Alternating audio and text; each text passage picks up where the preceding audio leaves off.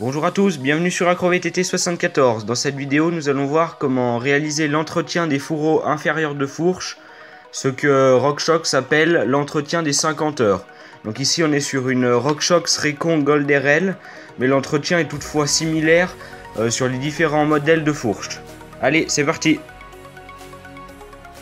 Dans un premier temps, on va venir retirer l'air de la fourche. Donc pour cela, on appuie avec une clé BTR sur la valve et on peut carrément démonter l'obus si vous le souhaitez pour être sûr qu'il n'y ait plus d'air dans la fourche.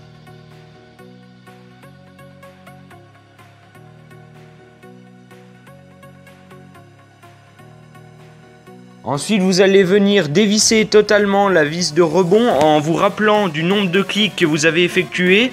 Cela permettra lors du remontage de retrouver votre réglage. Et ensuite, vous venez tirer sur ce capuchon pour sortir cette rallonge BTR. Sur certains modèles, il se peut qu'il y ait une petite vis à dévisser.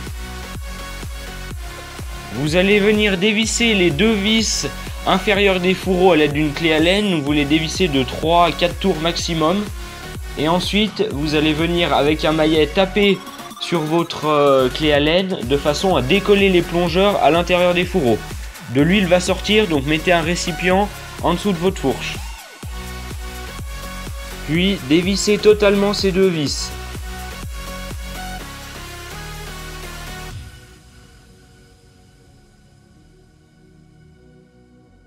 Ensuite, vous allez pouvoir venir sortir vos fourreaux inférieurs, tout simplement en les poussant vers le bas. Voilà, votre fourche va se séparer en deux morceaux, donc là de l'huile va couler, donc pareil, il est important d'avoir un récipient sous la fourche. Après, on va faire un peu de nettoyage, donc on va nettoyer, dégraisser les plongeurs de la fourche, essayer d'enlever un peu d'huile qui pourrait y avoir encore en donnant quelques mouvements au plongeur.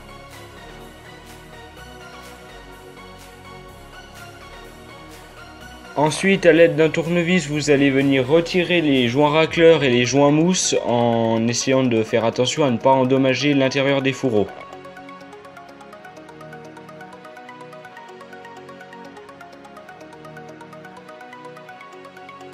Ensuite, une fois que vos deux joints racleurs sont retirés, vous venez mettre du nettoyant à l'intérieur des fourreaux. Vous allez venir enlever les restes, les résidus qu'il pourrait y avoir de joints racleurs et de joints mousse. Et vous allez venir avec par exemple un gros écouvillon comme j'ai pu le fabriquer avec un tube et un chiffon, nettoyer tout l'intérieur du fourreau inférieur, sans oublier évidemment bien le fond du fourreau inférieur. Une fois vos fourreaux inférieurs nettoyés, il va falloir réinstaller de nouveaux joints. Donc on commence par les joints mousse qu'il va falloir imbiber de liquide 15WT RockShox. Donc on les imbibe tout simplement dans un bain d'huile. Voilà. Une fois les joints bien imbibés, on vient essuyer le surplus, on les tamponne dans un chiffon.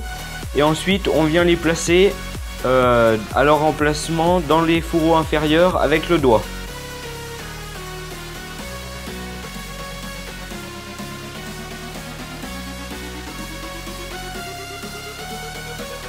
Une fois que vous avez remis vos deux joints mousse à l'intérieur des fourreaux inférieurs, il va falloir revenir mettre les joints racleurs, donc neufs.